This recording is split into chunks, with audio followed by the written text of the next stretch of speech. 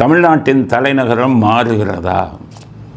சென்னையிலிருந்து திருச்சிக்கு தமிழ்நாடு தலைநகரம் மாறுகிறதா அப்படிங்கிற ஒரு பெரிய குண்டை தூக்கி திமுககாரங்க போடுறாங்க. எப்படி இந்த செய்தி வந்தது அப்படின்னு பார்த்தீங்கன்னா, கனிமொழியை திமுகவுடைய தேர்தல் வாக்குறுதி தயாரிக்க சொல்லியிருக்காங்க. அந்த அம்மா அவங்க பாட்டுக்கு தயாரிச்சுக்கிட்டு இருக்காங்க. ஆனால் அந்த அம்மாட்ட போய் மனு கொடுக்குறாங்க 2 பேர். யாருன்னு கேட்டிங்கன்னா, KN நேரு, அன்பில் மகேஷ். என்னென்னா, தமிழ்நாட்டு தலைநகரை சென்னையிலேருந்து திருச்சிக்கு மாற்றுங்க, அப்படி ஒரு வாக்குறுதியை, திமுக வாக்குறுதியை இந்த தேர்தலில் கொடுங்கள் அப்படின்னு மனு கொடுக்குறாங்க. மனு கொடுக்குறது இதெல்லாம் சும்மா நடிப்பு, இவங்க சொல்லி தான் மனு கொடுப்பாங்க. இப்போ மனு கொடுக்குறாங்க. மனு கொடுத்த உடனே எல்லா இடங்கள்லையும் இப்போ என்ன பேச்சு, தமிழ்நாட்டோட தலைநகரம் சென்னையிலேருந்து திருச்சிக்கு மாறப்போதா அப்படின்னு ஒரு கேள்விக்குறி வந்துச்சு. எப்போவுமே பார்த்திங்கன்னா தலைநகர் மாறணும் அப்படின்னா எல்லோரும் நாட்டு நலன், மக்கள் நலன், இதை வச்சு தான் தலைநகரம் மாற்றணும்னு நினைப்பாங்க. இப்போ எம்ஜிஆர் 80களில் தலைநகரத்தை சென்னையிலிருந்து திருச்சிக்கு மாற்றப் போகிறோம் அப்படின்னு ஒரு இது கொடுத்தாங்க, அறிக்கை கொடுத்துட்டாங்க, மாற்றப் போகிறோம். அப்போ எல்லோரும் எதிர்பார்த்தாங்க மாற்றிடுவாரோ அப்படின்னு. அதை உறுதிப்படுத்தும் வகையில் எம்ஜிஆர் என்ன பண்ணார், அந்த உறையூர், திருச்சியில் உறையூருங்கிற இடத்துல 1 ஏக்கர் நிலத்தை அவர் காசு கொடுத்து 4 லட்சம் ரூபா சொந்த பணத்தை கொடுத்து, அந்த சீல்டீடெல்லாம் என்கிட்ட இருக்குது, எம்ஜிஆர் கையெழுத்து போட்டு 4 லட்சம் ரூபாய் கேஷாக என்னுடைய இதிலிருந்து கொடுக்குறேன் அப்படின்னு சொல்லி 1 ஏக்கர் நிலத்தை தனக்கு வீடு, அங்கே தனக்கு வீடு வைக்க இது பண்ணுறதுக்காக விலைக்கு வாங்கினார். அப்போ உடனே எல்லா இடங்களிலும் செய்தி பரவியது, எம்ஜிஆர் திருச்சியில் வீடு வாங்கி விட்டார், அதனால் திருச்சிக்கு தலைநகரம் மாறப்போவது உறுதி அப்படின்னு. அப்போ எம்ஜிஆர் ஏன் தலைநகரை திருச்சிக்கு மாற்றினார் அப்படின்னு எல்லாருக்கும் குழப்பம். கருணாநிதி மிக கடுமையாக எதிர்த்தார், எப்படி நீங்கள் சென்னையை மாற்றலாம். அப்போ எல்லோரும் என்ன சொன்னாங்க, எம்ஜிஆர் ஏன் மாற்றுறாருன்னா சென்னை மேலே எம்ஜிஆருக்கு கோபம். அங்கே 14 சீட்டில் 13 சீட்டில் டிஎம்கே ஜெயிக்கிறான். அப்போ சென்னை மக்கள் பூரா கருணாநிதிக்கு ஓட்டு போடுறாங்கங்கிற கோபத்தில் தான் எம்ஜிஆர் சென்னையிலேருந்து திருச்சிக்கு மாற்றுறாரு தலைநகரத்தை அப்படின்னு பேசுனாங்க. ஆனால் அது உண்மை இல்லை.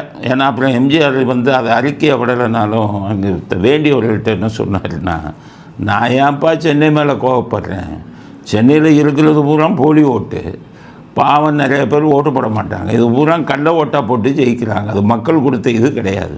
இப்போ பார்த்தீங்கன்னா இதில் சென்னையில் 15 to 20 லட்சம் போலி ஓட்டுன்னு இப்போ தான் எடுத்தாங்க. இது அந்த காலத்துலேருந்தே கருணாநிதி இந்த போலி ஓட்டை போட்டு சென்னை அந்த கோட்டைங்கிற வச்சுருந்தார். அதனால் எல்லாம் நினச்சாங்க, எம்ஜிஆர் தோக்குறதுனால சென்னையை பழி வாங்குகிறார் அப்படின்ட்டாங்க. ஆனால் எம்ஜிஆர் ஏன் தலைநகரம் மாற்றணும்னு நினச்சாருங்கிறது யாருக்குமே தெரியாது. ஆனால் அவருக்கு நெருக்கமானவங்ககிட்ட மட்டும் அவர் சொன்னார். என்ன சொன்னார்னா, அந்த நேரம் சென்னையில் கடுமையான குடிநீர் பஞ்சம் வந்தது. குடிநீர் பஞ்சம் வந்த உடனே அந்த இதுக்கே 500 கோடி அளவுக்கு செலவாச்சு. அப்போ தான் எம்ஜிஆர் என்ன நினச்சார், என்ன தலைநகரமாக இருக்குது, இங்கேயே குடிநீர் பஞ்சம் வருத, 500 கோடி செலவாகுது, திருச்சிக்கு மாற்றினோம்னா அங்கே காவேரி ஆறு இருக்குது, தண்ணி பஞ்சம் வராது, குடிநீர் பிரச்சனை வராது, தண்ணி நிறைய தேவைப்படுது தலைநகரத்துக்கு, அதனால் இந்த குடிநீர் பிரச்சனைக்காக மாற்றலாமேன்னு சொன்னார். இப்போ கருணாநிதி சென்னை தலைநகரை மாற்றினால் எவ்வளவு செலவாகும் தெரியுமான்னார். 1000 கோடிக்கு மேல் செலவாகும். அப்போ உடனே எம்ஜிஆர் சொன்னார், ஏன் இப்போ தண்ணீர் குடிநீர் இதுக்கே 500 கோடி செலவாகுது, சென்னையில் வச்சு 1000 கோடி செலவாகுதுன்னா அது என்ன செலவு பண்ணிடலாமே அப்படின்னாரு. உடனே கருணாநிதி என்ன சொன்னார், இது கூட தெரியவில்லையா உங்களுக்கு, துறைமுகம் இருக்கணும், எதில் தலைநகரத்தில் துறைமுகம் இருக்கணும், சென்னையில் துறைமுகம் இருக்கிறது, திருச்சியில் துறைமுகம் இல்லை, அதனால் திருச்சியை மாற்றக்கூடாதுன்னார். அப்போ எம்ஜிஆர் பதில் சொன்னார், ஏன் டெல்லியை தலைநகரமாக வச்சுருக்கோமே இந்தியாவில், டெல்லியில் துறைமுகம் இருக்கிறதா கருணாநிதி அவர்களேன்னு கேட்டார். வாஷிங்டன் ஒரு தலைநகராக வச்சுருந்தாங்க அப்போல்லாம், அமெரிக்கா வாஷிங்டனில் துறைமுகமாக இருந்தது அப்படின்னார். கருணாநிதி அப்படி இருந்தோம்னோ நீங்கள் சென்னையை பழி வாங்குகிறீர்கள் அப்படின்னார். அப்புறம் எம்ஜிஆர் இல்லை நாங்கள் ஒன்றும் பழி வாங்கலைன்னு இதெல்லாம் பார்த்தாங்க. இதுக்கிடையில் எம்ஜிஆர் உடலாம் இல்லாமல் போயிட்டார். அதுக்கப்புறம் அதை அப்படியே தூக்கி போட்டாங்க. அதுக்கப்புறம் ஜெயலலிதா வரும்போது கூட என்ன யோசிச்சாங்கன்னா, செங்கல்பட்டுக்கு மாற்றலாமா தலைநகரை அப்படின்னு எல்லாம் யோசித்தாங்க. அங்கே நிலம் அதிகம் கிடைக்குது, நல்லா பெருசாக்கிடலாம். அதுவும் நடைபெற முடியாமல் போய்விட்டது. அப்புறம் இப்போ இவங்க இந்த கூட்டம் திடீர்னு போடுதுன்னா, பாம்பு போடுதுன்னா ஏதாச்சும் விஷயம் இருக்கும், ஒன்றும் இல்லாமல் இருக்காது. என்னென்னு கேட்டிங்கன்னா, அங்கே போய் கேன்னு தான் கொடுக்குறாரு. அடுத்த அன்பில் என்னென்னா, தலைநகரை மாற்றினீங்கன்னா செக்ரட்டேரியட்டை மாற்றணும், தலைமைச் செயலகத்தை மாற்றணும், அசம்பிளியை மாற்றணும், முக்கியமான அரசாங்க ஆஃபீஸுகள்லாம் மாற்றணும், பெரிய பெரிய வெளிநாட்டு ஆஃபீஸுகள்லாம் இருக்குது எல்லாத்தையும் மாற்றணும். அவ்வளவும் நீங்கள் அங்கே கொண்டு போகிறதுனா லட்சக்கணக்கான கோடி செலவாகும். அது பிரச்சனை இல்லை. 10 லட்சம் 10 லட்சம் கோடி கடன் வாங்கின மாதிரி இன்னொரு 2 லட்சம் கோடியை கடன் வாங்கிடுவாங்க. ஆனால் இதுக்கு பூரா கான்ட்ராக்ட் நமக்கு கிடைக்குமே. கேஎன்எல்ஓக்கு இங்கே சென்னைக்கு குடிநீர் மழை நீர் தடுக்கணும்னு சொல்லி எல்லாத்தையும் இது பண்ணார். ஒரு 4000 கோடியை மங்காம் போட்டார் தண்ணி பூரா. அதே மாதிரி தலைநகரை மாற்றணும்னு கான்ட்ராக்ட் பூரா நம்ம ஒரு 40%, 1 லட்சம் கோடி செலவாச்சுன்னா 40,000 கோடி நமக்கு வந்துடும். அவங்க சுயநலம் அதுதான். கான்ட்ராக்ட் பூரா நம்ம கட்சிக்காரனுக்கு கொடுத்துடலாம், நாடு குட்டி சோறு பண்ண. இதுதான் அவர்கள் நினைப்பு. சென்னை நல்லா இருக்கணும், திருச்சி நல்லா இருக்கணுங்கிறதுக்காக இந்த கூட்டம் இதை செய்யலை. அவங்க இதே நல்லா கொள்ளையடிக்கலாம். இப்போ ஆந்திராவில் தலைநகரை மாற்றினாங்க, தெலுங்கானா பிரிந்தவுடன். அப்போ என்ன பண்ணாங்க, ஹைதராபாத்து தான் ஆந்திரா தலைநகராக இருந்தது. ஒப்பந்தத்தில் என்ன போட்டாங்க, 10 வருடங்களுக்கு இந்த 2 மாநிலங்களுக்கும் ஹைதராபாத் தலைநகரமாக இருக்கும், அதற்குள் ஆந்திரா வேறு இடத்தை தலைநகருக்கு மாற்றணும்னாங்க. இப்போ 10 வருஷத்துக்கு மேலாச்சு. இன்னும் ஆந்திராவில் தலைநகரை உருவாக்க முடியவில்லை. அங்கே வந்துக்கிட்டு அமராவதிக்கு கொண்டு போகிறேன்னாங்க. இப்போ இன்னமும் உருவாகலை. இன்னமும் ஹைதராபாடை தான் யூஸ் பண்ணிக்கிட்டு இருக்காங்க 2 பேரும். ஒரு தலைநகரை மாற்றுறதுன்னா அவ்வளோ சாதாரண விஷயம் இல்லை. அதனால் இவங்க நீங்கள் என்ன இப்போ அரசு இவங்க கான்ட்ராக்ட் அடிக்கலான்னு தான் பண்ணுறாங்க. ஆட்சிக்கு வரமாட்டாங்கன்னு வைங்க.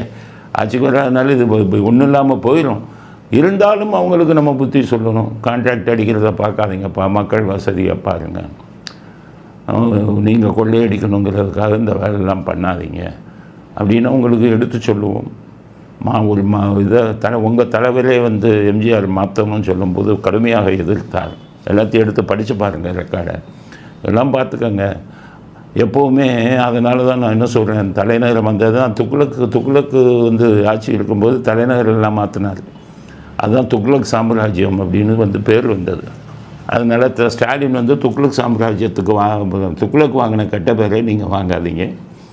நீங்கள் தலைநகரை அதை மாற்றணும்னு நினச்சிங்கன்னா 2 தலைநகரமாக அதை அடுத்த 2வது தலைநகரமாக உருவாக்கலாம். இப்போ மகாராஷ்டிராவில் பார்த்தீங்கன்னா மும்பை தான் தலைநகரம். ஆனால் சம்மரில் கோடை காலத்தில் மும்பை, குளிர் காலத்தில் நாக்பூர், 2 தலைநகரம் மகாராஷ்டிரா. அதே மாதிரி ஜம்மு காஷ்மீர்லாம் பார்த்தீங்கன்னா காஷ்மீரில் கோடை காலத்தில் ஸ்ரீநகர் இது தலைநகரம், குளிர் காலத்தில் ஜம்மு தலைநகரம். இதே மாதிரி உத்தராஞ்சலில் கூட அப்படி தான் 2 தலைநகரம் இருக்குது. அது மாதிரி திராவிட கூட்டத்துக்கு சொல்ல மாற்றணும், கமிஷன் அடிக்கணும், கான்ட்ராக்ட் அடிக்கணும்னா 2வது தலைநகராக உருவாக்குங்க. இருக்கிற தலைநகரை மாற்றினீங்கன்னா 10 லட்சம் கோடி கடன் வச்சதில் இன்னும் பல லட்சம் கோடி செலவாகும். இதை எல்லாத்தையும் மாற்றுவது என்பது மிக அதிகமான கால நீடிப்பு ஆகும். ஒன்றும் தெரியாத கூட்டம் நீங்கள். அதனால அதை மாற்றுறது இதை மாற்றுறதெல்லாம் இப்போ வைக்காதீங்க. கடனை பூரா அடைச்சதுக்கப்புறம் திருச்சியை 2வது தலைநகராக மாற்றுங்கள். எம்ஜிஆரை அதில் முயற்சி செய்து ஏன் நிறுத்தினார்னா, மிக அதிகமான செலவாகுது, அதை நம்ம ஸ்டேட்டால் பண்ண முடியாது அப்படிங்கிறதுக்காகத்தான் நிறுத்தினார். அப்படிங்கிறத இந்த கூட்டத்துக்கு சொல்லி பிரயோஜனம் இல்லை. பொதுமக்களுக்கு சொல்கிறேன், இதுதான் தலைநகரம் மாற்றுற விஷயத்தில் உள்ள பல விஷயங்கள். இதை புரிஞ்சுக்கோங்க.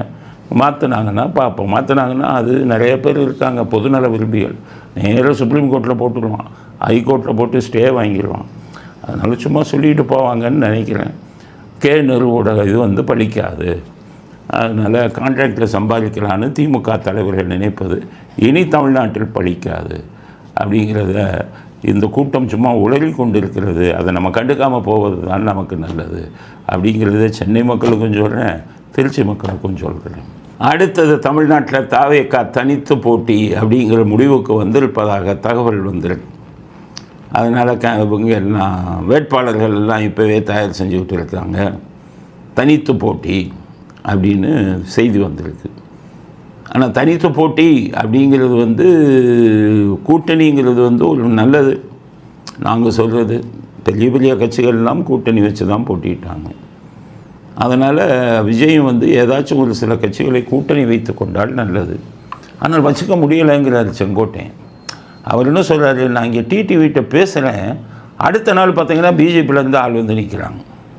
அவர் சொல்கிறார், ஒவ்வொருவர்கிட்ட நம்ம சொல்லி போய் முடிச்சானதே டெல்லியிலேருந்து வந்துடுறாங்க. பிரச்சனை எங்களுக்கான தெரியும். நான் சொல்லாமல் இருக்க வரையும் நல்லது. நான் தாவைக்கால சேர்ந்த உடனே அமித்ஷா என்னை கூப்பிடுறாரு. ஆக கூட்டணி செலவு விட மாட்டேங்கிறாங்க. எங்கள் கூட ஒரு இது வந்தால் அவங்கள பிடிச்சி கையில் போட்டுடுறாங்க. எல்லாத்தையும் கையில் போட்டுடுறாங்க பாஜக தலைமை. நாங்கள் என்ன பண்ணுறதுங்கிற ஓபிஎஸ் கூட இப்போ பேசினாராம் செங்கோட்டையன்ட்ட. செங்கோட்டையன் நீங்கள் வாங்கினே நான் பார்த்துக்கிறேன்னாராம். ஓபிஎஸ் சொன்னாராம், ஒன்றும் நம்ப முடியாதுப்பா, விஜய் நேரம் பேசணுன்னாராம். விஜய் பேச சொன்னால் யாரும் அங்கே ஓபிஎஸ்ஸுடன் பேசலையாம். அதனால் அவரே ரொம்ப நொந்து போய் வர்றவங்களையும் நீங்கள் சரியாக மதிக்க மாட்டேங்கிறீங்களே, கூட்டணிக்கு வர்றவங்களையும் அவங்களோடலாம் கொஞ்சம் பேசினா தானே நல்லது, அதனால் தானே எல்லா பேரும் நம்மளை விலகி போகிறாங்க அப்படின்னு சொல்லிட்டான். இப்போ என்னாச்சு, ராமதாஸ் அவர் என்ன பண்ணார், திமுக எனக்கு பிடிக்கலன்ட்டார். இந்த பக்கம் பாஜக அதிமுக பக்கம் பையன் போயிட்டார், அவரோட இருக்க முடியாது. அப்போ தாவைக்காவோட பேச்சு ஆரம்பிக்கலாம்னு சொல்லி அவர்கள் சார்பாக தாவைக்காவும் அவர்களும் பேசுனாங்க.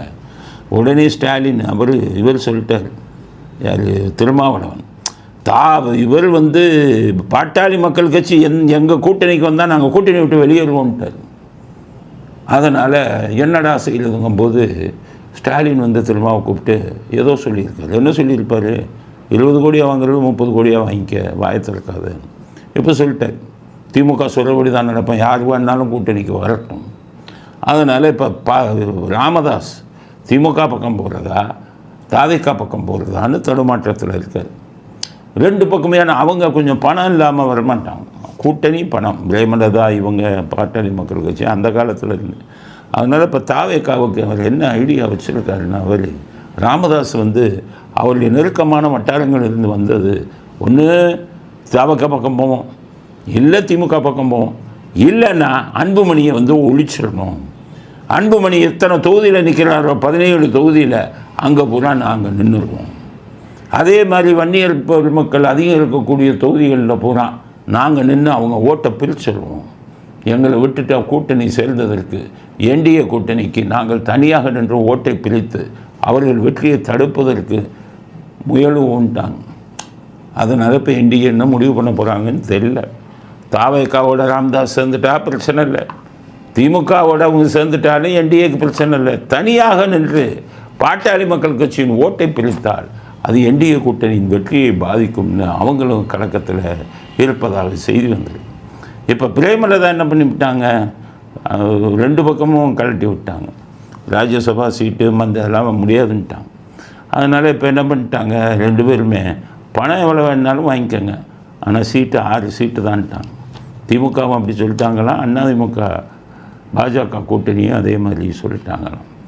அதனால் கடைசி என்ன செய்ய போகிறாருன்னு தெரியல.